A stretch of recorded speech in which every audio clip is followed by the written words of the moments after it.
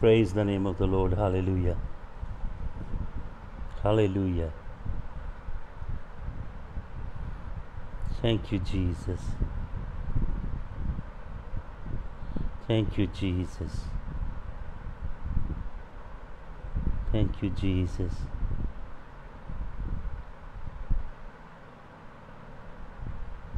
Thank you, Jesus. Thank you, Jesus. Hallelujah. Praise the name of the Lord. Hallelujah.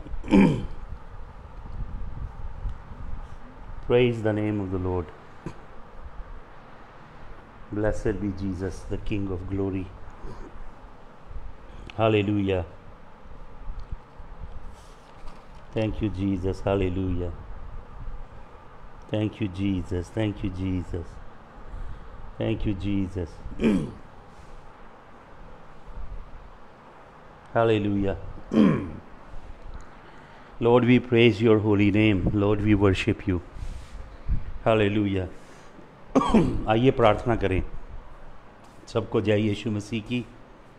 Gurdeep Singh ji, milli Saigal from Australia, जय यीशु मसीह की। Jaswant Singh ji, pastor Rajendra Kumar John जी, जय यीशु मसीह की। डेजी वीएस, जय यीशु मसीह की। प्रभदीप, ब्रदर रवि प्रकाश गुप्ता जी, जय मसीह की। प्रभदीप, जय मसीह की। डोरथी थापा एंड अमरजीत कौर जी, जय यीशु मसीह की। Hallelujah. Praise the name of the Lord. और भी आप सभी को जय यीशु मसीह की, जिनके नाम नहीं मुझे इधर दिखाई दे रहे। Kundan Shah ji from Delhi, Cynthia Wright from the US, I greet you all in Jesus wonderful name. Hallelujah. धन्यवाद यीशु मसीह, आपकी महिमा हो। Thank you Jesus, thank you Jesus, thank you Jesus. Let me share with you once again what I shared with you in the morning. It's a very important word. Lord God of Israel said unto his people, he said, if you will keep my covenant, if you will hearken unto my voice, and you will have diligence in your heart to do my commandments, and you will honor my statutes and decrees, then shall I bless you. Then shall I make you nation above all other nations of the earth. Then shall you be the head and never the tail. Then you shall be blessed wheresoever you go. Then the Lord says, I will open up my treasure house early in the morning and shower my blessing in abundance, and I will make sure that there is no enough room with you to contain my blessing. Then the Lord also promised in covenantal terms, saying, I will fight your enemies. They will arise against you one way, but shall flee before you 7 ways. God made covenant with incredibly amazing clauses to provide, to protect, and to keep the people of the covenant ahead of all the nations of the earth. I was sharing with you that God abandoned the nations of the earth at the Tower of Babel, and God chose Israel as his own inheritance. The Lord says in other places, you are my perpetual inheritance. Hallelujah. You shall be a nation of priests. याजकों की एक कौम तुम मेरे लिए ठहरोगे, Israel से कहा। लेकिन परमेश्वर ने इज़राइल को ये भी कहा, अगर तुम मेरी वाचा को तोड़ोगे, अगर तुम मेरे हुक्मों की पालना नहीं करोगे, अगर तुम मेरे टोरा को, मेरी रोशनी को अपने हृदय में नहीं रखोगे, the Lord said several times, I told you over 70 times, this particular phrase is repeated, and it is very dreadful.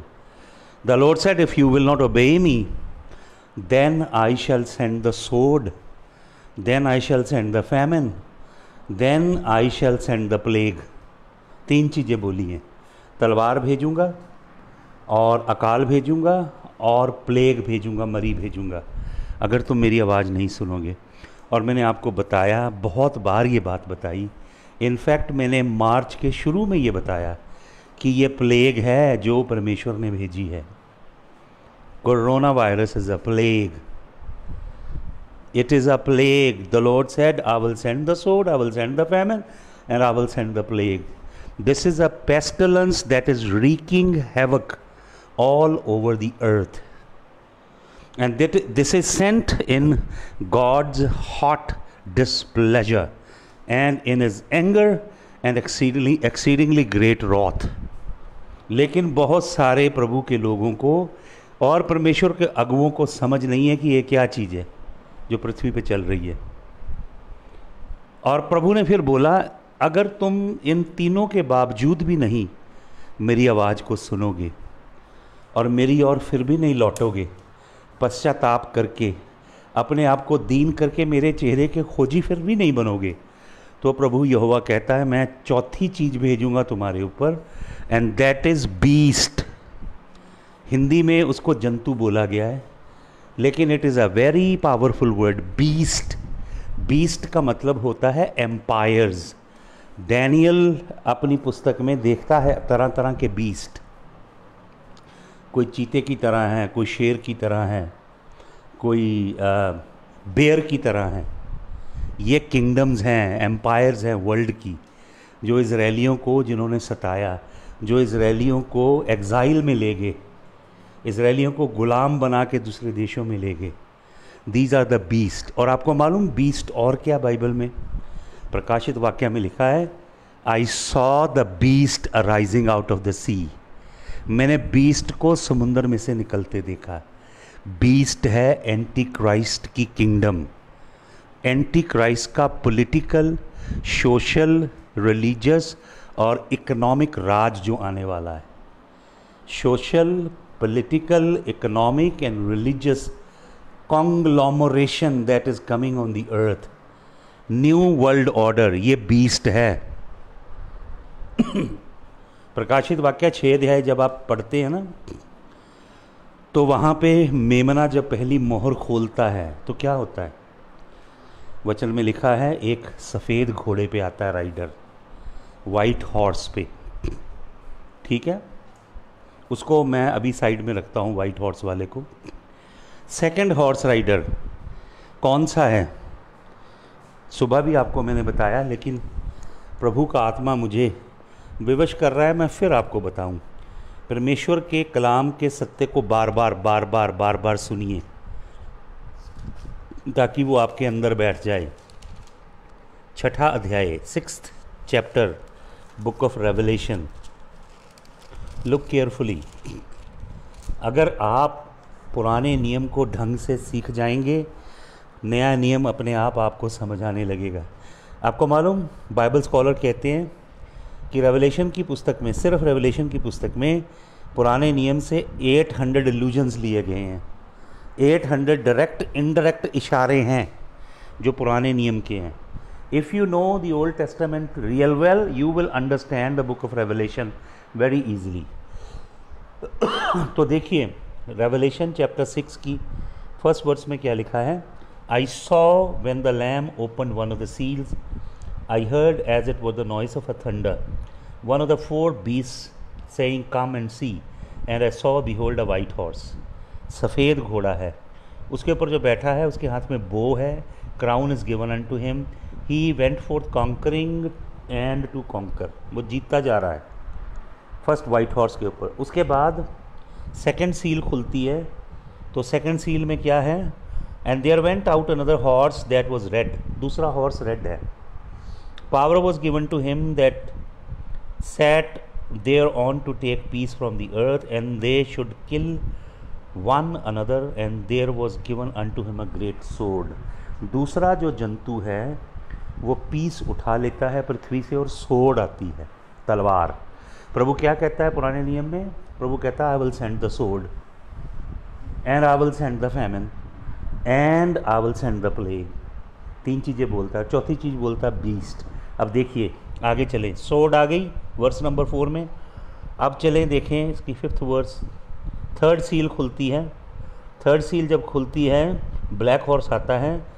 He that sat on him had a pair of balances in his hand. और क्या होता है? पढ़िए आप, measure of wheat कितने का है, measure of barley कितने की है।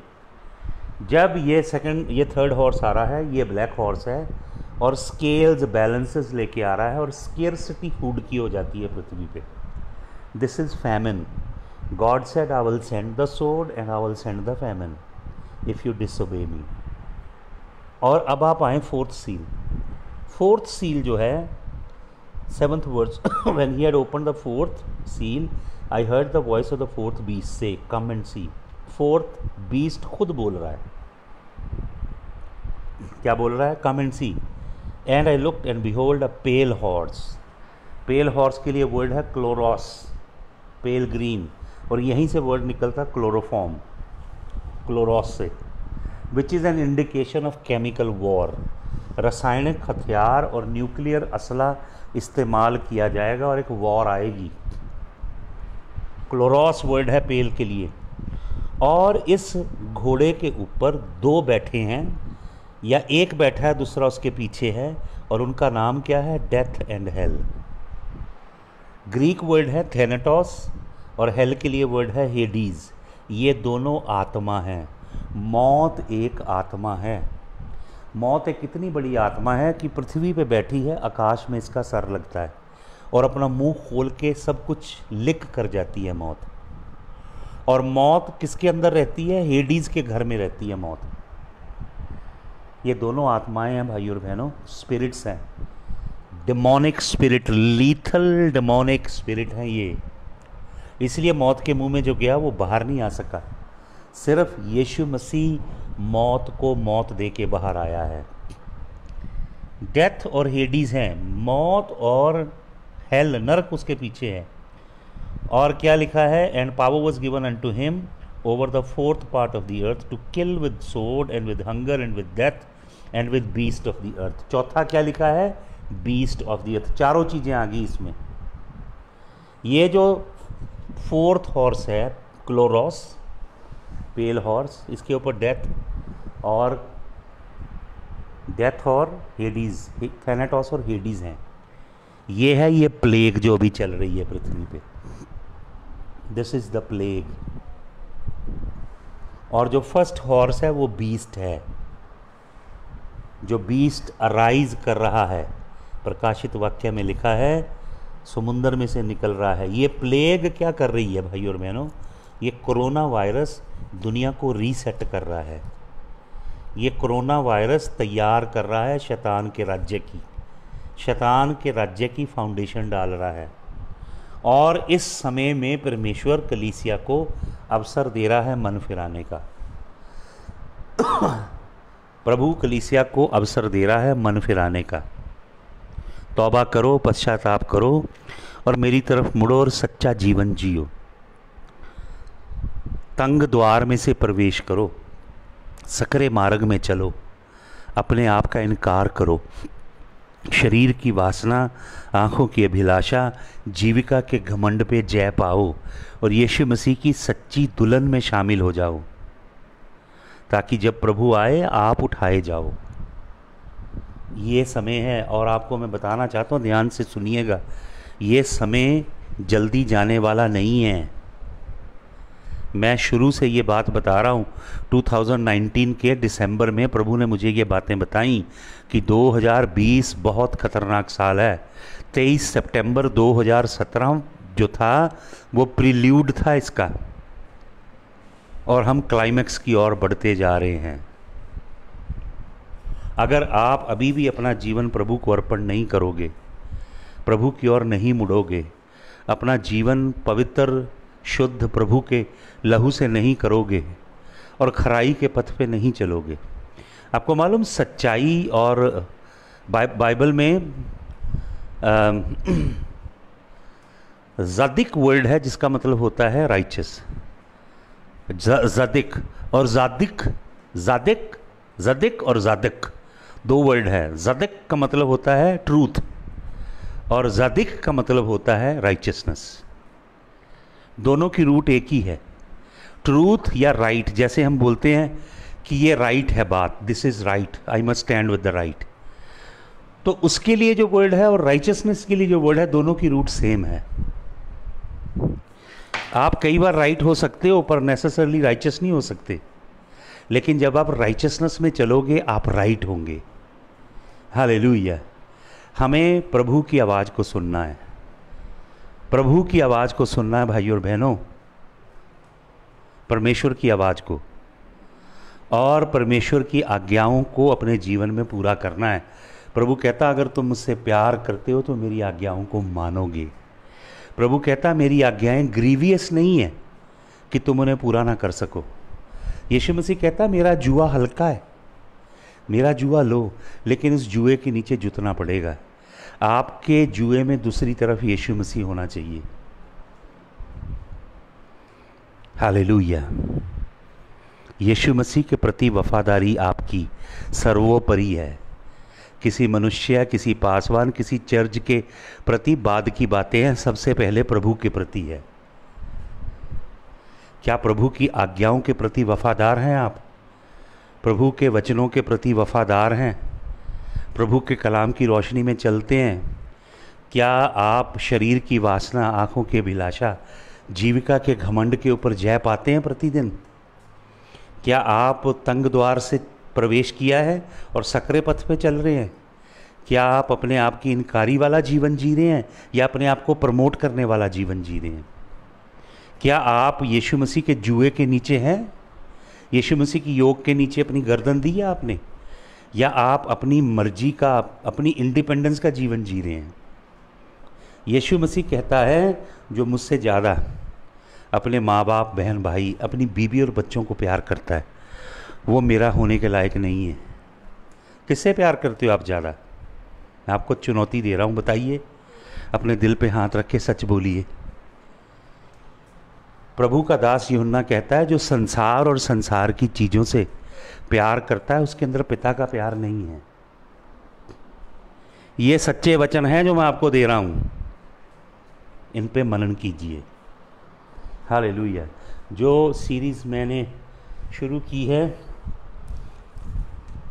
परमेश्वर के पुत्र बिनाए हा एलोहीम और डॉटर्स ऑफ मैन, मनुष्य की पुत्रियाँ, एक छोटा सा संदेश उसके ऊपर आपको मैं फिर देना चाहता हूँ। मैंने आपको बताया कि बिनाए हा एलोहीम जो टर्म है बाइबल में, बिनाए हा एलोहीम, बिनाए हा एलीम और बिनाए हा इलियोन, ये 3 टर्म्स हैं और ये तीनों की तीनों एंजल्स के लिए यूज़ की गई हैं। मनुष्यों के लिए कहीं भी ये टर्म यूज़ नहीं हुई। अय्यूब 1 की 6, 2 की 8, अय्यूब 38 1 to 7, Psalm 29 verse number 1, Psalm 89 verse 1 verse number 6 and 7, Psalm 82 verse 1 verse 6 and 7, इन सब में ये टर्म, और जेनेसिस चैप्टर 6 वर्सेस 1 to 4, ये जो टर्म है sons of God, it is Binai Ha Elohim. For plural, the original term is Binai Ha Elim, Binai Ha Elyon. This particular phrase is only used for the angels. Never even once in the Bible this denotes to human being. So the theory of Sethite line marrying the lineage of Cain is absolutely not scriptural. You cannot prove it because there are over 200 references that deny that line of teaching. 200 other questions are there. तो सबसे पहले मैं आपको लेके जाना चाहता हूँ, मेरे संग निकालिए 2 पीटर, दूसरा पतरस की पत्री और उसका 2nd चैप्टर निकालिए जल्दी से। 2 पीटर एंड चैप्टर नंबर 2, दूसरा पतरस उसका 2 अध्याय, 2 पीटर चैप्टर नंबर 2। मैं आपके लिए वचन पढ़ता हूँ।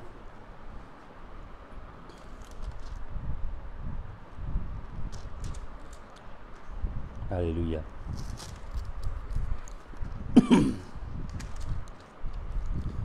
सुनिए 2 Peter chapter number 2।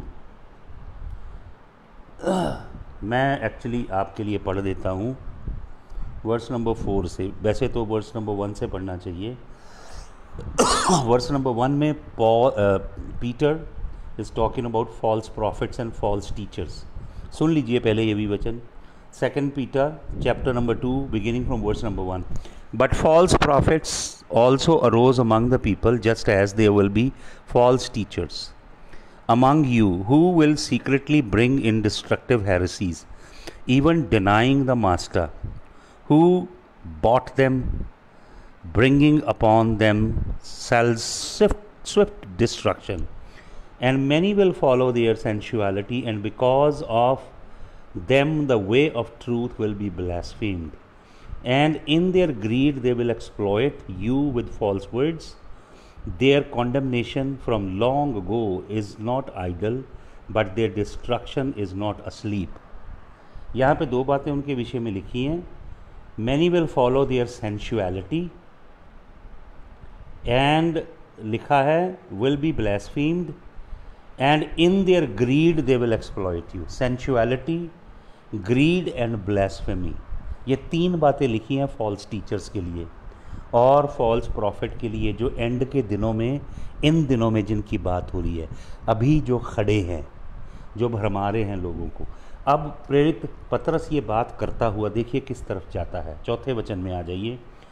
For if God did not spare angels when they sinned. ये कौन से एंजल्स हैं जिनकी बात प्रेरित पतरस कर रहा है? For if God did not spare angels when they sinned, जब उन्होंने पाप किया, cast them but cast them into hell, उनको नरक में डाला है।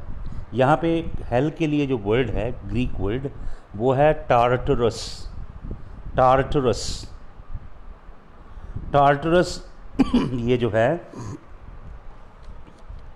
टार्टरस, ये एक ख़ास जगह है हेल के अंदर। Hell is a multi dimensional realm. Hello एक मल्टी डिमेंशनल रेल्म है। एक डिमेंशन है माइनस डिमेंशन। हेल एक माइनस डिमेंशन है और उसके जोन्स हैं। ये एक स्पेशल जोन है जहाँ पे इन एंजल को चेनों में बांध के डाला। तो मैं आपसे पूछना चाहता हूँ, इनका क्या ख़ास गुनाह है कि इनको परमेश्वर ने चेन के अंदर बांध के डाला हुआ है, जबकि बाकियों के विषय में लिखा है। इफिसियों की पत्री 6 अध्याय पढ़िए जल्दी से। इफिसियों की पत्री 6 अध्याय, इफिसियों की पत्री 6 अध्याय और उसका 12 वचन। 10 से पढ़ता हूँ। कहता है, finally be strong in the Lord and in the strength of his might, put the whole armour of God set so that you may be able to stand against the schemes of the devil. कहता है कि भाइयों प्रभु में और उसकी सामर्थ में मजबूत हो जाओ और परमेश्वर के सारे हथियार पहन लो ताकि तुम शैतान की युक्तियों के खिलाफ खड़े हो सको। For we do not wrestle against flesh and blood, क्योंकि हमारी लड़ाई लहू मांस से नहीं है, पर किन के साथ है? But against the rulers, against the authority, against the cosmic power over this present darkness, against the spiritual forces of evil in the heavenly places. जो सेकंड हेवन है उसके अंदर ये पावर्स हैं, ये रूलर हैं, अथॉरिटी हैं, कॉस्मिक पावर हैं और प्रेजेंट डार्कनेस की स्पिरिचुअल फोर्सेस हैं, बुराई की। ये अलग अलग अथॉरिटीज़ हैं सेकंड हेवन में, जिनके खिलाफ हमारा मल युद्ध है। तो परमेश्वर ने, जो हम दूसरा पतरस उसका 2 अध्याय का 4 वचन पढ़ते हैं, वहाँ पे तो परमेश्वर वचन में बताता है, if God did not spare angel when they sinned, cast them into hell and committed them to chains of gloomy darkness, कि परमेश्वर ने दूसरा पतरस 2:4 में लिखा है कि इन फरिश्तों को जिन्होंने पाप किया, इनको जंजीरों में बांध के अंधकूप में डाला हुआ है, टार्टरस में। तो इधर लिखा हुआ है इफिसियों 6:12 में कि ये ताकतें ऊपर से रूल कर रही हैं, राज्य कर रही हैं ऊपर से। तो ये दोनों में क्या विरोधाभास है भाइयों और बहनों? जो सेटन के संग गिराए गए angelic host, Revelation chapter number 12 में आप पढ़ते हैं 1/3 33, इसीलिए 33 डिग्री चलता है। फ्री मेसनरी कल्ट के अंदर 33 degree is very important. 33 degree की इनिशिएशन बहुत हाई लेवल है फ्री मेसनरी के अंदर। 33 डिग्री का लैटिट्यूड और 33 डिग्री का लॉन्गिट्यूड है ग्लोब पे। कहाँ? हरमन माउंट हरमन में। जो सीरिया लेबनन में पहाड़ है, हरमन पहाड़, जहाँ पे 200 वॉचर उतरे, जो बकरी के सिर की तरह दिखाई देता है, वहाँ पे लॉन्गिट्यूड एंड लैटिट्यूड 33 डिग्री पे काटते हैं। जहाँ पे हनूक अपनी पुस्तक में लिखता है कि 200 वॉचर निकले, उतरे, उनका हेड था अज़ाज़ेल, समाएल, ये बड़े वॉचर थे। इन्होंने पैक्ट बांधा कि हम यहोवा के ख़िलाफ़ ये काम करेंगे और वापस नहीं लौटेंगे। और उन्होंने अपनी बॉडी को ट्रांसफिगर किया और स्त्रियों के संग संबंध बनाए, उत्पत्ति की पुस्तक 6 अध्याय में। और उनकी अटेम्प्ट थी ह्यूमन डीएनए को कंटेमिनेट करना, ह्यूमन डीएनए में एक नया स्ट्रैंड खड़ा कर देना, ह्यूमन डीएनए के 2 स्ट्रैंड में अपना स्ट्रैंड लगा देना, ताकि औरत का बीज जो यीशु मसीह जगत में ना आ सके। यह स्ट्रैटेजी थी शैतानी फोर्सेस की।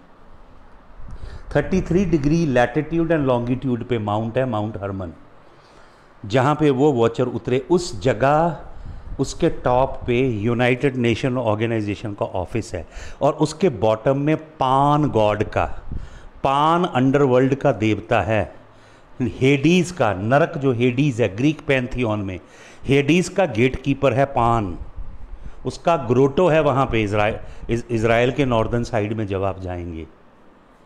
और वहीं पे निम्रोद का कासल है, फोर्ट ऑफ निम्रोद भी वहीं है। तो ये बहुत ज़बरदस्त स्पिरिचुअली एक्टिवेटेड डेमोनिक प्लेसेस हैं भाइयों और बहनों। इनका ज़रा डीप अध्ययन कीजिए, फिर सब चीज़ें आपको समझ में आने लगेंगी। हालेलुया। तो क्या लिखा है यहाँ पे? प्रभु के वचन ये बताता है कि इनको परमेश्वर ने बांध के अंधेरे कूप में इसलिए फेंका है क्योंकि इन्होंने ह्यूमन डीएनए को टार्निश किया, टेम्पर किया।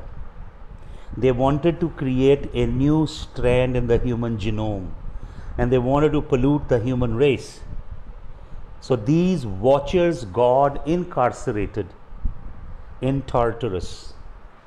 टार्टरस के अंदर इनको जंजीरों में बांध के यहोवा परमेश्वर ने फेंका हुआ है। Peter, the epistle of Peter chapter number 2 verse number 4 talks about that. Let me give you another scripture. Turn to book of epistle of Jude. बहुत छोटी सी पत्री है यहूदा की, निकालिए यहूदा की पत्री, epistle of Jude, and let me read for you verse number 6. यहूदा की पत्री और उसका 6 वचन आपके लिए पढ़ दूँ। सुनिए ध्यान से क्या लिखा है, मैं 5 से पढ़ता हूँ। सुनिए क्या कहता है प्रभु का वचन। Now I want to remind you, although you once fully knew it, that Jesus who saved our people out of the land of Egypt afterward destroyed those who did not believe. This is verse number 5, and I am reading from ESV because ESV has taken from the original Masoretic script, so that is why I am quoting scriptures from ESV. And 6th verse, and the angel who did not stay within their own position of authority but left their proper dwelling, he has kept in eternal chains under gloomy darkness until the judgment of the great day. Peter और जूड दोनों बता रहे हैं, 2 लोग गवाही दे रहे हैं कि उन एंजल्स ने कुकर्म किया, उनको चेन्स के अंदर डाल के यहोवा ने फेंका है उन वॉचर्स को। मैं आपको बताना चाहता हूँ, ये एक्स्ट्रा बिब्लिकल बुक्स हैं, इनमें से आप ऑनलाइन पढ़ सकते हैं। बुक ऑफ ईनॉक, हनूक की पुस्तक मिलेगी आपको, बुक ऑफ ईनॉक नंबर 1 बुक आपने पढ़ना। उसके 6th चैप्टर में 1 to लेके 7 वर्स तक अगर आप पढ़ेंगे, वहाँ पे ये पूरा जिक्र लिखा गया है, कैसे 200 वॉचर ने आके कोहैबिट किया और कैसे उन्होंने मैरिज की। उसके बाद they just took them wives. तो जो ग्रीक वर्ड है वहाँ पे they them took them wives इस कलाका, जिसका मतलब है 2 वर्ड है, एक वर्ड है लकाक, दे टुक देम वाइफ्स। लकाक का मतलब है the women consented with those watchers. कोई रेप नहीं किया उन्होंने, it was a consensual relationship. तो उन्होंने मैरिज की, सेकंड टाइम लिखा है लकाक, they just took them wives. और फर्स्ट हनूक चैप्टर 6 वर्स 1 to 7 आप ऑनलाइन जाके ढूंढ के पढ़ सकते हैं। फिर फर्स्ट हनूक चैप्टर 9 वर्सेस 7, 8 एंड 9। फर्स्ट हनूक चैप्टर नंबर 10 पूरा पढ़िएगा। फिर मैं आपको बताना चाहता हूँ, अगर आपने शायद सुना हो कुमरान स्क्रोल्स के विषय में। एक बिडुइन लड़का था जो अपनी भेड़ें चरा रहा था, और कुमरान के एरिया में कुछ केव्स थी। तो रैंडमली उस बच्चे ने पत्थर मारा, वो केव के अंदर गया और किसी चीज़ से टकराया। उस केव में से कोई आवाज़ सी आई, साउंड आई, तो केव आगे से बंद थी, थोड़ी थोड़ी खुली थी। तो वो बच्चा क्रॉल करके केव के अंदर गया और वो बहुत हैरान हो गया, क्योंकि केव के अंदर बहुत सारे जार्स पड़े थे मिट्टी के। उन जार्स के अंदर हिब्रू लोगों ने, इब्रानी लोगों ने परमेश्वर के कलाम के स्क्रोल लिख के छिपाए हुए थे। उसकी डिस्कवरी हुई कुमरान स्क्रोल्स की, उन्हें डेड सी स्क्रोल्स बोलते हैं। कुमरान स्क्रोल्स को जब निकाला गया, वहाँ पे लाखों की तादाद में पार्चमेंट मिले, पेपरियस पे लिखे, लेदर पे लिखे। वो सारे स्क्रोल्स को, उनमें से बहुत सारे स्क्रोल्स हैं जिनके फ्रेगमेंट मिस हो गए हैं, और बहुत सारे लिंग्विस्टिक लोग, स्कॉलरली लोग काम कर रहे हैं इस प्रोजेक्ट के ऊपर ऑलमोस्ट 40 ईयर से। वो उन जो छोटे छोटे फ्रेगमेंट मिले हैं, टुकड़े, पीसेस मिले हैं पुराने ओरिजिनल स्क्रिप्चर्स के, उनको जोड़ रहे हैं। तो कुमरान स्क्रोल्स की कॉपीज़ हैं मेरे पास। अगर आप ऑनलाइन पढ़ना चाहें तो कुमरान स्क्रोल्स की स्टडी करें। अगर आप पढ़ेंगे कुमरान के स्क्रोल में से, वहाँ एक बुक ऑफ जायंट मिलेगी, बुक ऑफ जायंट। उस बुक की अगर ऑनलाइन जाके बुक ऑफ जायंट आप स्क्रोल करें तो उसमें 1Q 23 and 24, 4Q 203, 4Q 530 and 31 और 6Q8, अगर ये फ्रेगमेंट मिलेंगे स्क्रिप्चर के, अगर आप पढ़ेंगे तो ये बताता है कि कैसे उन एंजल ने औरतों के संग फॉर्निकेशन किया, ईवल सेक्सुअल रिलेशनशिप बनाए, और कैसे उनके सेक्सुअल रिलेशनशिप से बड़े बड़े जाइंट पैदा हुए, नफलीम पैदा हुए, बड़े बड़े गिबरीम पैदा हुए। Q4 180 में लिखा है उनका नाम गिबरीम, जिन्हें लैटिन टेक्स्ट के अंदर जिगांटेस लिखा है, वो पैदा हुए। और फिर आप पढ़िएगा book of jubilees. Book of jubilees को भी वहीं से रिट्रीव किया गया है। Book of jubilee chapter 4 verse 15 and chapter 4 verse number 22, it is talking about the giant, the Nephilim, a strange huge lofty progeny that came out of this relationship. फिर मैं चाहता हूँ आप पढ़िएगा जेनेसिस एपोक्रिफा, इसे सूडो एपोक्रिफा भी बोलते हैं। जेनेसिस एपोक्रिफा एक बुक है, उसका कॉलम 2 लाइन नंबर 1, ये डेड सी स्क्रोल्स हैं। उसमें पढ़िएगा, उसके अंदर ये पूरा जिक्र किया गया है कि कितनी सेक्सुअल परवर्जन थी, सेक्सुअली इमोरल कितने थे लोग उस समय, और कैसे सेक्स के संग हर्ब्स मिलाई जाती थी, मेडिसिन एंड हर्ब्स को यूज़ किया जाता था, अकल्ट को सेक्स में यूज़ किया जाता था, विचक्राफ्ट को इसके संग मिलाया जाता था, हर तरह की सॉर्सरी को, और होस्ट ऑफ हेवन जो स्टार के अंदर कॉन्स्टलेशन है उनकी कैसे पूजा की जाती थी, और कैसे बच्चों को सैक्रिफाइस किया जाता था, अनबॉर्न बेबीज़ को अबॉर्ट करके कैसे सैक्रिफाइस किया जाता था। ये सब आपको इन बुक्स के अंदर मिलेगा। अगर आप डेड सी स्क्रोल के अंदर एक वाकया पढ़ेंगे, लामेक जो है, जो यीशु मसीह की जीनियोलॉजी में है, पहले 10 पैट्रियार्क में लामेक है। लामेक की वाइफ का नाम वहाँ पे लिखा पार्थनोस। तो इतना ज़्यादा ये अंधकार बढ़ा था कि वॉचर इतना ज़्यादा स्त्रियों के संग संबंध बना रहे थे और सारी लाइन करप्ट थी। वहाँ पे आपको कन्वर्सेशन मिलेगी लामेक और पार्थनोस की। पार्थनोस उसकी पत्नी है और लामक उससे बातचीत करता है, और पार्थनोस प्रेग्नेंट है, उसकी कोख में नू है, नोहा। तो वो उससे पूछता है कि इज़ दिस माई चाइल्ड और is this the seed of the Nephilim. इसलिए बाइबल में जेनेसिस में लिखा है कि Noah was perfect in his generation. Perfect के लिए हिब्रू वर्ड है तमीम, जिसका मतलब वो बिल्कुल सिद्ध था, बिल्कुल कामिल था। नू के अंदर वॉचर का, फॉलन एंजल का बीज नहीं था। Hallelujah. Genesis chapter number 6 verse number 9 में आप पढ़ सकते हैं। सेप्टुअजिंट पढ़िएगा, सेप्टुअजिंट में इन्हें गिगांटस कहा गया है। तो ये बहुत डीप रिसोर्सेज हैं जिनकी आपको स्टडी करनी चाहिए और परमेश्वर के कलाम को ढूंढना चाहिए कि परमेश्वर के कलाम के अंदर क्या बातें लिखी हैं। और आपको मालूम, ये जो कुमरान के स्क्रोल मिले हैं, इसके अंदर एक जिक्र है कि राफेल एंजल को परमेश्वर भेजता है। बाइबल में सिर्फ माइकल और गैब्रियल का नाम है, लेकिन ये जो 7 एंजल्स हैं रेवलेशन में, इन सब के नाम हैं जो इन बुक्स के अंदर लिखे हैं। रफ़ाएल एक एंजल है जो हीलिंग के संग एसोसिएटेड है। रफ़ाएल आता है और हनूक से बातचीत करता है, और हनूक को, अगर हनूक की बुक पढ़ेंगे, ये जो वॉचर हैं जब ये पाप करते हैं परमेश्वर के विरुद्ध में, परमेश्वर इनके लिए सज़ा नियुक्त करता है। तो ये हनूक से विनती करते हैं कि यहोवा परमेश्वर के आगे हमारे लिए फरियाद कर कि यहोवा परमेश्वर हमें क्षमा करे। तो हनूक यहोवा परमेश्वर की शरण में जाता है और इनकी तरफ से मीडिएट करता है, इंटरसेशन करता है, लेकिन यहोवा परमेश्वर हनूक के इंटरसेशन को कबूल नहीं करता है।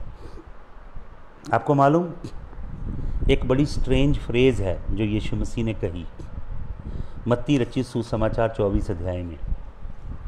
बहुत एक ख़ास बात यीशु मसीह कहते हैं। मत्ती रचित सुसमाचार उसका 24 अध्याय अगर आप पढ़ें तो आपको वो फ्रेज़ मिलेगी जो प्रभु यीशु मसीह के मुंह से निकली है। प्रभु यीशु मसीह वहाँ पे कहते हैं, मत्ती रचित सुसमाचार का 24 अध्याय निकालिए प्लीज़। मत्ती उसका 24, मत्ती का 24 निकालिए। मैं आपके लिए पढ़ता हूँ, मैं पूरा ये टेक्स्ट पढ़ता हूँ। As he sat on the Mount of Olives, ये सबसे ज़बरदस्त डिस्कोर्स है यीशु मसीह का। In fact Matthew 24 is Jesus longest sermon he ever preached. क्या कहता है यीशु? As he sat on the Mount of Olives the disciples came unto him privately saying, tell us when these things be and what will be the sign of your coming and of the end of the as. यीशु मसीह के चेले जब वो जैतून पहाड़ पे बैठता है, इसे ऑलिवट डिस्कोर्स कहते हैं, जीसस का लॉन्गेस्ट सरमन है, और यीशु मसीह पूरा ब्लूप्रिंट देता है एंड डेज का इसके अंदर। तो वो पूछते हैं कि तेरी आमद का क्या चिन्ह होगा और एंड ऑफ द एज का क्या चिन्ह होगा। एंड ऑफ द वर्ल्ड नहीं है कहीं भी, गलतफहमी में मत रहिए। वर्ल्ड का एंड नहीं होने वाला है, समझ रहे हैं आप? बाइबल में ये नहीं लिखा वर्ल्ड का एंड, बाइबल में लिखा end of the age. Greek word है एओन, AION। एओन का मतलब एक डिस्पेंसेशन का ख़त्म होना, एक स्पैन ऑफ टाइम का ख़त्म होना, एक एज ख़त्म होने वाली है। यीशु मसीह कलीसिया को उठा के ले जाएगा, एक एज ख़त्म हो जाएगी।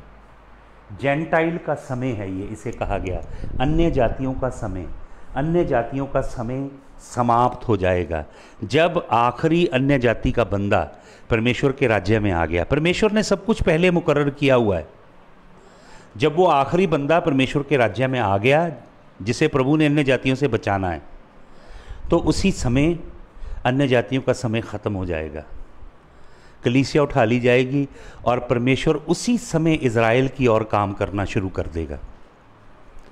Church will be out of the way, hallelujah. और परमेश्वर का फोकस इज़राइल की तरफ चला जाएगा।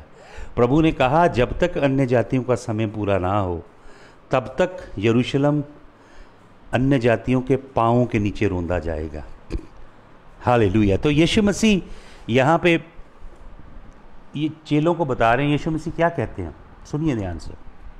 चौथा वचन, and Jesus answered, see that no one leads you अस्ट्रे।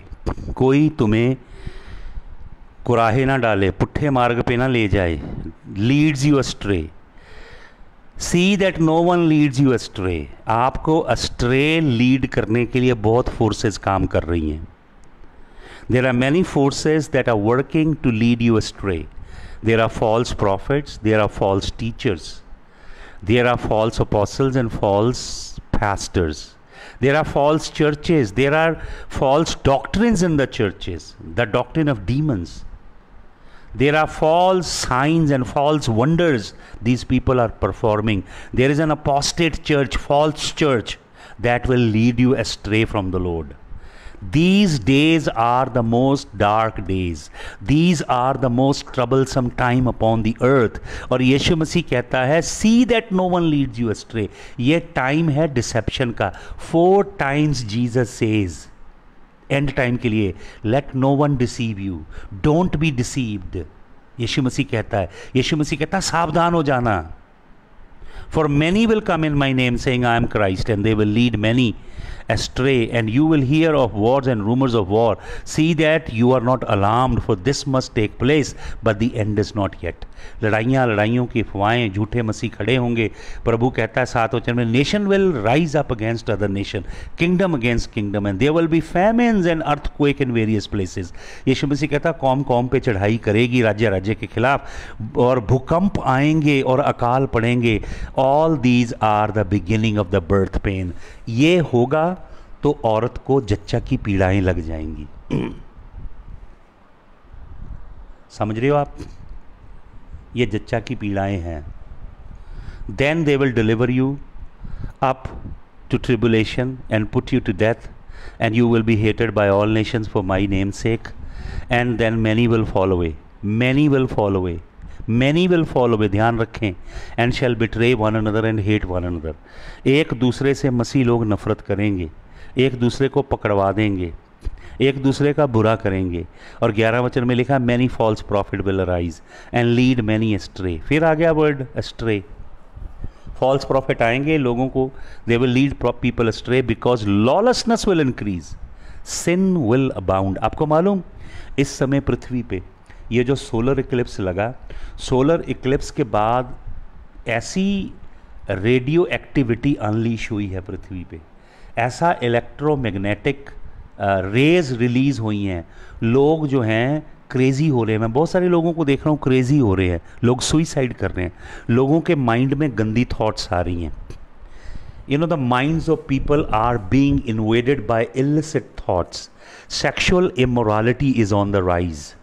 Infidelity, adultery, fornication, all kind of sexual perversion is escalating. The minds of the politicians are being invaded by demonic entities. The think tanks, the bureaucrats, people who plan, devise, make decisions for a nation, economists, scientists, doctors, their minds are being controlled by external demonic forces. ऐसी शैतानी कुव्वतें, ताकतें इस समय पृथ्वी के ऊपर काम कर रही हैं, क्योंकि ये बहुत डार्क डेज हैं पृथ्वी के ऊपर. और क्या लिखा है, प्रभु क्या कहते हैं, and because lawlessness will increase. Lawlessness will increase. Lawlessness, समझते हैं आप लॉलेसनेस क्या है? This is the law of God. When you have no reverence, no honour, no fear for the law of God, that is called lawlessness. The love of many will grow cold, but the one who endures till the end shall be saved. And this gospel of the kingdom will be preached, will be proclaimed throughout the world as a testimony to all nations, and then the end will come. आप इसे पूरा पढ़िए. मैं आपको यीशु मसीह के नाम में recommend करता हूँ 24 चैप्टर को आप पढ़ें पूरा, बार बार पढ़ें. इसमें यीशु मसीह बता रहे हैं आगे जो प्रोफेसी है जीसस की, verse 15 onward, it is about Israel. He is talking about the son of perdition manifesting himself, the one who will bring in new world order, the solo ruler of the world that is coming. The whole world is paving way for him. Vatican, Roman Catholic Church, along with all the apostate evangelical churches, they are forming an alliance, ecumenical alliance. Christianity is merging with Islam. It's called Chrislam. And Roman Catholic Church has an initiative of bringing all the religions of the world together. They are talking about new great awakening. They are talking about a new day that is dawning. They are embracing all religion, all cult, all paganism, all dark forces together to bring in the beast and enthrone him. and to bring one political system, one economic system, one united ID will be given to every recipient in the world. The whole globe will become one community. ये है वो dream, ये Nimrod का dream है, ये this is the Tower of Babel. This is the Babylonian system that is coming. And there is rampant deception.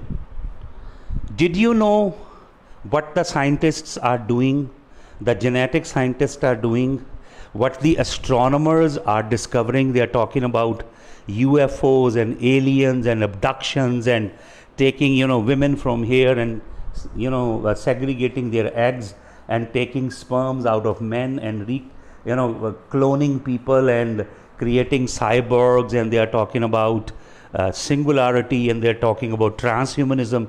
Did you hear these terminologies in the church? Nobody teaches in the church. Have you ever heard about epigenetics?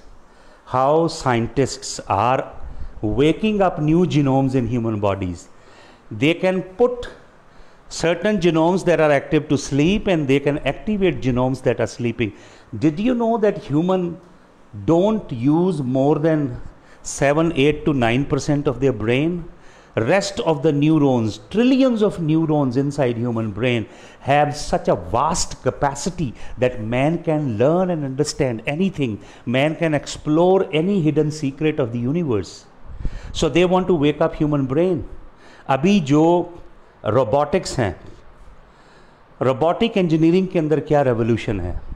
आपको आपकी body में part नहीं है, legs नहीं है, arms नहीं है, they are putting limbs डाल रहे हैं आपकी बॉडी के अंदर, and they have technology, your limbs, those जो मेटल के पीसेस हैं जो आपकी लेग्स और आर्म्स को डिज़ाइन किया है, उनको आपके न्यूरॉन्स के संग कनेक्ट कर देंगे, वो आपके ब्रेन से सिग्नल लेंगे। वो आपकी जो नकली आर्म लगाई गई है, प्रोस्थेटिक जिसे बोलते हैं, वो नकली आर्म आपके ब्रेन के कमांड सेंटर से कमांड लेगी, और वो नकली आर्म नहीं होगी, असली आर्म की तरह काम करेगी। You heard about epigenetics? Did you hear about CRISPR-Cas9, जहाँ पे आप अपने जीनोम को, डीएनए को, फॉल्टी डीएनए को आप काट सकते हैं, कॉपी पेस्ट कर सकते हैं।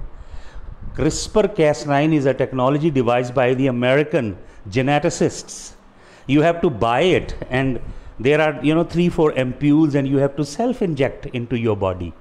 आपके डीएनए के अंदर आपका डीएनए अवेक हो जाएगा।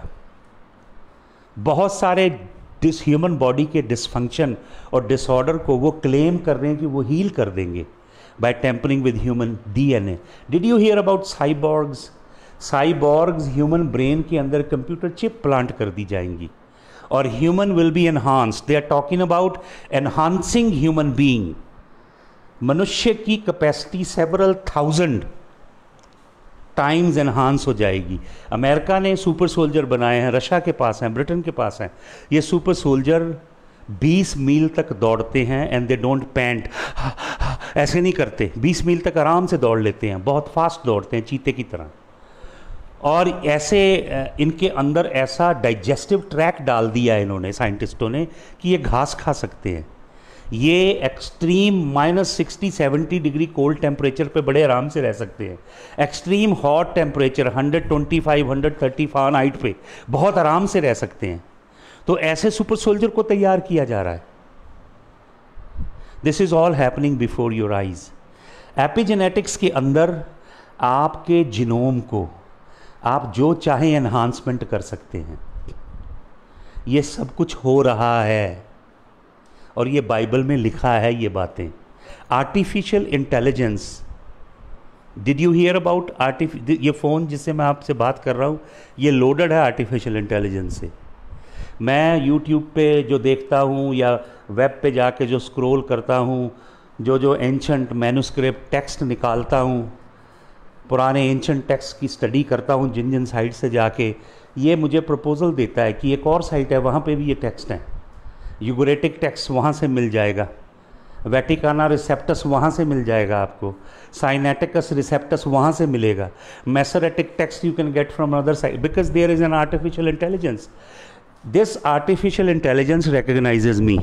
मेरे फ़ोन के अंदर सब कुछ जानता है कि पास्टर विनोद कौन कौन सी साइट देखता है, कौन कौन से वीडियो देखता है, कौन कौन से कंटेंट स्टडी करता है। और ये आप रात के 12 बजे गंदी फिल्म देखते हो, गंदी औरतों की फ़ोटो देखते हो, या औरतें गंदे पुरुषों की फ़ोटो देखते हैं, पोर्नोग्राफी करते हो और उसे आप डिलीट कर देते हो। आप सोचते हो मैंने तो डिलीट कर दिया।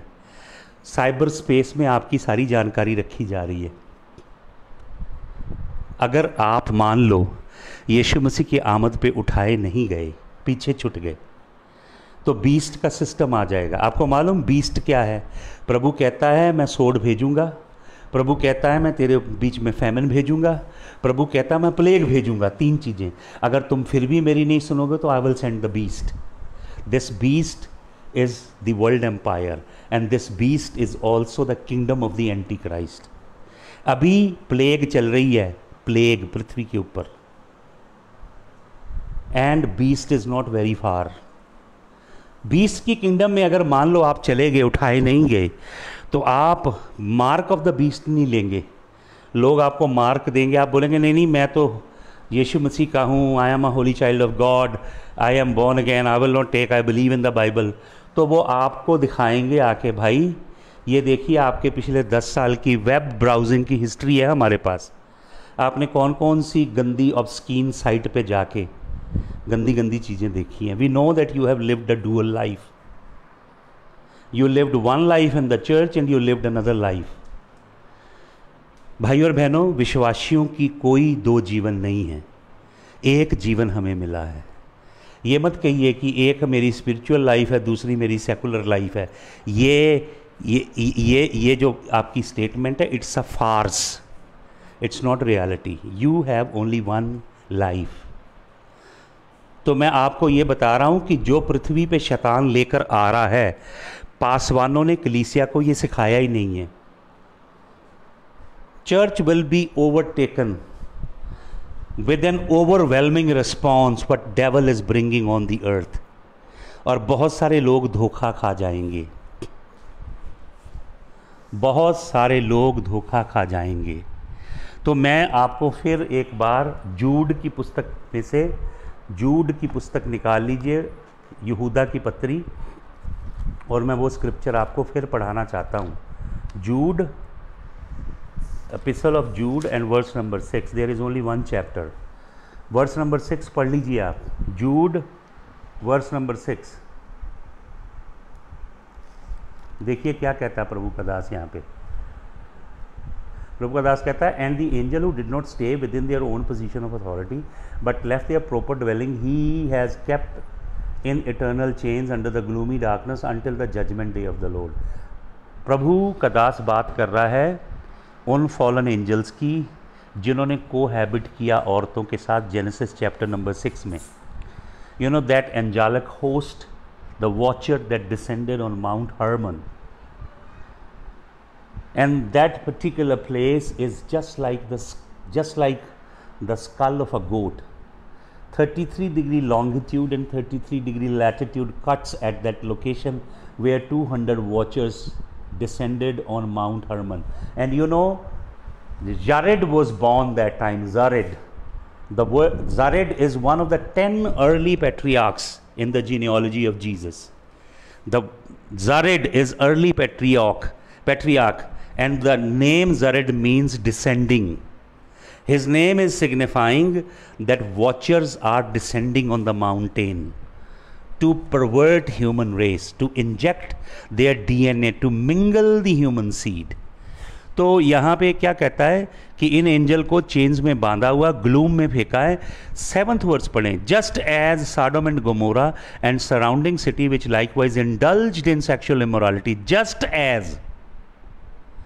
एज ये जो एंजल जिनको चेन के अंदर बांध के अथाह कुंड में फेंका है, 7 वचन में उसी वर्स को कंटिन्यू कर रहा है प्रभु का बंदा। और क्या कह रहा है? कह रहा है just as Sodom and Gomorrah and the surrounding city which likewise indulged in sexual immorality and pursued unnatural desire, served as an example by undergoing a punishment of eternal fire. Sodom and Gomorrah They were LGBTQ people. They also had a false rainbow. Today they have hijacked the rainbow. Rainbow is God's promise with 7 colors. And 7 colors of the rainbow are actually the 7 angels that are activated in the book of Revelation by God. These wicked people are hijacking the divine godly things and making them their own. तो यहाँ पे यहूदा angel जिनको बांध के चेनों में फेंका गया है, उनको किसके संग जोड़ रहा है? सदोम गमोरा जैसा पाप जिन्होंने किया, जिनको तबाह कर दिया, वैसे ही लिखते हैं इनको भी चेन्स के अंदर डाला हुआ है। तो ये एंजेलिक होस्ट का रिबेलियन क्या है? अगर आप बोलते हो कि भाई वो तो सेथ की औलाद थे जिन्होंने कैन की बेटियों के संग किया, तो आप ये भी नहीं समझा पाते कि नफलीम कैसे पैदा हो गए। नफलीम हिब्रू वर्ड क्या होता है? नफाल, नफलीम, उसकी रूट क्या है, ये भी नहीं समझा पाते। फिर आप जिगांटस गिबरीम भी नहीं सिखा पाते। फिर आप ये भी नहीं बता पाते कि इतना बड़ा ये क्या पाप था। मनुष्यों, अगर सेथ की औलाद कैन की बेटियों से शादी करती है तो प्रभु को इतना क्रोध क्यों आ गया? क्यों जल प्रलय भेज के सबको समाप्त कर दिया? ये तो कोई बहुत बड़ा पाप नहीं था। अब देखिए आप ध्यान से, मत्ती रचित सुसमाचार 24 अध्याय में यीशु मसीह क्या कहता है एंड टाइम्स के बारे में? यीशु मसीह एक और बेंचमार्क देता है। यीशु मसीह कहता है जैसे उन दिनों में they were marrying and giving in marriage. Jesus is very sharp and very precise. He is hinting, he is delivering his message to the Jewish audience of his day. He knew they will catch it, they will understand. All the audiences of Jesus knew that time that fallen angels cohabited with women and they produced a new progeny of Nephilims, Nephals, Gibberim and Gigantes, and they wanted to pollute human DNA in order to corrupt the human race, and God had to send the flood to destroy those Gibberims, and God had to restart the world. अगर Seth की औलाद है तो इतनी बड़ी जल प्रलय क्यों भाई?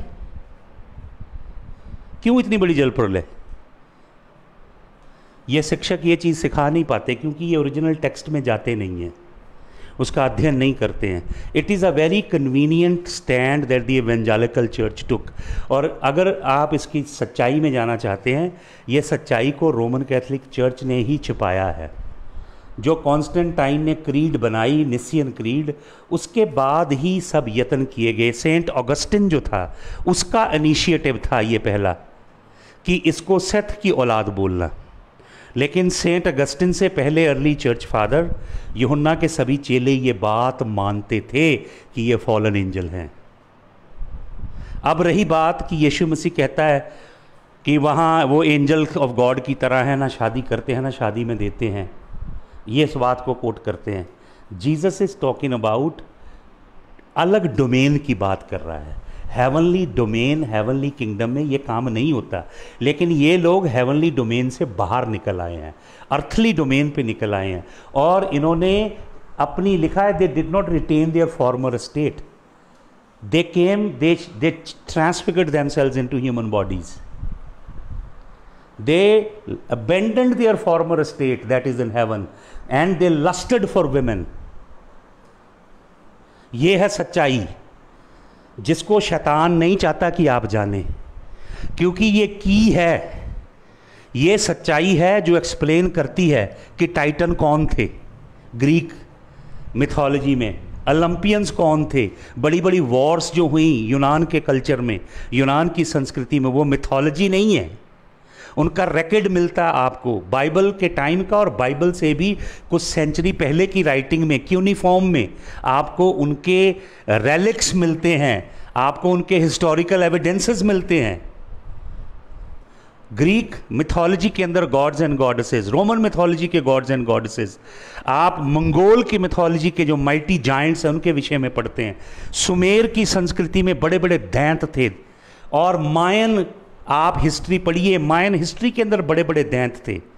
फिर आप पढ़ते हैं एटलांटिस सिविलाइजेशन, ल्यूमेरियन सिविलाइजेशन के विषय में, आप इंडियन सिविलाइजेशन, मोहनजोदाड़ो, हड़प्पा की सिविलाइजेशन, इंडिया के अंदर प्राचीन मोनोलिथिक स्ट्रक्चर्स जो बनाए गए हैं, massive structure, pyramids of Giza. मिस्र की हिस्ट्री पढ़िए, मिस्र के अंदर देवता हैं जो पार्टली ह्यूमन हैं और पार्टली एनिमल हैं, पार्टली ह्यूमन हैं, पार्टली बर्ड्स हैं, पार्टली ह्यूमन हैं, पार्टली मैमल्स हैं। कहाँ से एक्सप्लेन करोगे ये सब आप अपनी सेथ लाइन वाली थ्योरी से? हमारे अपने देश की संस्कृति में ऐसी कथाएं हैं कि हाथी को ऊपर फेंका उन्होंने और हाथी नीचे नहीं आए। आप सब इनको दंत कथाएं बोल देते हो, ये ऐसा नहीं है भाई। बहुत बड़ा सत्य छिपा हुआ है जेनेसिस 6 में, जो पूरी की पूरी बाइबल को और पूरी दुनिया के पैंथियन को एक्सप्लेन करता है। तो घुसिए कलाम के अंदर, खुद रिसर्च कीजिए, समझिए परमेश्वर के कलाम को। इन अंत के दिनों में परमेश्वर ने कहा नॉलेज विल इंक्रीज। ऑब्वियसली परमेश्वर ने अपनी कलीसिया के लिए बात कही कि मेरी कलीसिया में ज्ञान बढ़ेगा, प्रकाश बढ़ेगा, बुद्धि बढ़ेगी, और पैरेलल दुनिया में भी। तो आइए ढूंढें परमेश्वर क्या कर रहा है इन अंत के दिनों में। हनूक अपनी पुस्तक में लिखता है जो लास्ट जनरेशन होगी और जो राइचियसनेस के लिए भूखी होगी, जो राइचियसनेस के लिए, धार्मिकता की भूखी लास्ट जनरेशन होगी, जिनके अंदर पवित्र जीवन जीने की भूख होगी, उन पे परमेश्वर ये सत्य को खोलेगा। हालेलुया। तो ये बहुत डीप हैं रिसर्चेस। मैं प्रार्थना कर रहा हूँ कि परमेश्वर मुझे सारा इक्विपमेंट दे और मैं पूरा एक छोटा सा स्टूडियो बनाऊँ जिसमें एक मॉनिटर वगैरह सब कुछ हो और अच्छे लैपटॉप पे सब कुछ मैं तैयार करके आपको पूरे स्लाइड्स के संग स्टडी दूँ, जिसमें हिब्रू ग्रीक के लेटर्स हों, कहाँ पे हैं वो वर्ड ग्रीक में, हिब्रू में, लैटिन में, कौन सी ओरिजिनल स्क्रिप्ट है, कौन सा ओरिजिनल रिसोर्सेज हैं, वहाँ से कौन सा रेफरेंस लिया गया, ताकि आपको सारी इन्फॉर्मेशन मिले। फिर साइंटिफिक पूरी नॉलेज मिले आपको, वैज्ञानिक दृष्टि से ये क्या है, आर्कियोलॉजी क्या कहती है, पुरातत्व विज्ञान क्या कहता है इसके विषय में, या आपको जेनेटिक साइंस क्या कहती है। ये सब बातें आपको मिलें और सब तरह से एक संपूर्ण परमेश्वर के कलाम का पर्सपेक्टिव मिले। हालेलुया। तो प्रभु की दया से आने वाले दिनों में ये सब काम होगा यीशु मसीह की महिमा के लिए, यीशु मसीह के जलाल के लिए। हालेलुया। प्रभु यीशु मसीह आप सबको बहुत बहुत आशीष दे। इसके ऊपर और हम अध्ययन करते जाएंगे। कल फिर सुबह हम मिलेंगे और प्रभु यीशु मसीह आप सबको बहुत बहुत आशीष दे। हालेलुया। प्रभु यीशु मसीह के नाम की महिमा हो। सबको जय यीशु मसीह की। Hallelujah. Thank you Jesus. The Lord bless you all. प्रभु आप सबको बहुत आशीष दे। आमीन।